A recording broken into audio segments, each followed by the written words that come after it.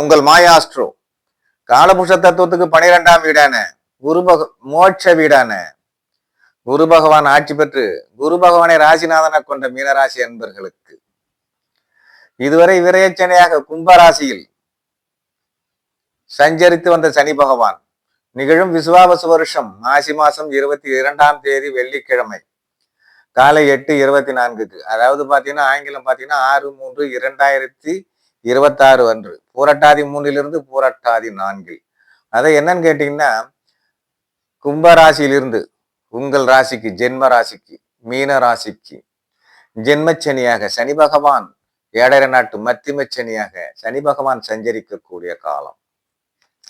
மந்த புத்தி, வீண் அலைச்சல், வீண் விரயம், தன நட்டம், வரவுக்கு மீறி செலவு, எடுத்த முயற்சி கொஞ்சம் லேட்டா தான் நிறைவேறும். இது போன்ற அமைப்பு தான் ஆக மொத்தம் உங்களுக்கு ஜென்மச்சனி. சிறப்பை தருவதற்கான மீனராசினருக்கு வாய்ப்பு குறைவாக உண்டு. அடுத்தது 6/3/2026 6/4/2026 வரை பூரட்டாதி நட்சத்திரத்தில் குரு பகவான் நட்சத்திரத்தில் உங்கள் ராசிநாதன் நட்சத்திரத்தில் அதாவது உங்க ராசிக்கு பாத்தீங்கன்னா 1க்கும் 10க்கும் உரிய சாரத்தில் சனி பகவான் சஞ்சரிக்கக்கூடிய காலம். என்ன அப்படின்னு கேட்டீங்கன்னா சுய முயற்சியால் தொழிலில் லாபம் ஏற்படக்கூடிய அமைப்பு.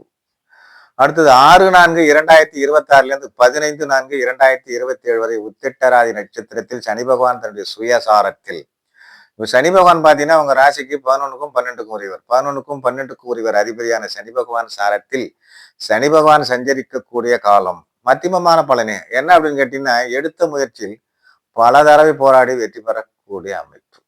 அடுத்தது 15/4/2027 24/4/2028 வரை ரேவதி நட்சத்திரத்தில் அது என்னன்னு கேட்டீங்கன்னா உங்க ராசிக்கு 4 மற்றும் 7 கூடையவர் சாரத்தில் சனி பகவான் சஞ்சரிக்கக்கூடிய காலம். மத்தியம பலனு என்னன்னு கேட்டீங்கன்னா வீடுமனை யோகம் கொஞ்சம் கிடைக்கிறதுக்கான வாய்ப்பு உண்டு.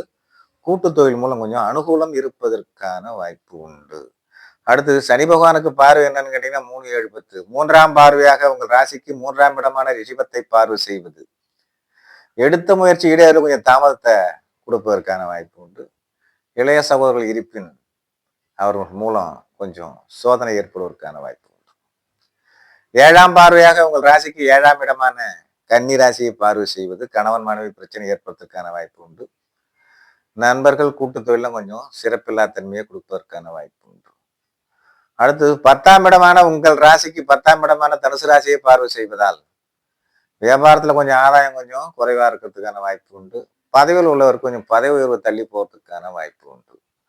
ஆக மொத்தம் மீன ராசியினருக்கு ஜென்மச்சனி பொறுத்தவரை மீனராசினர் எந்த ஒரு செயலிலும் கவனமாக இருப்பது நல்லது.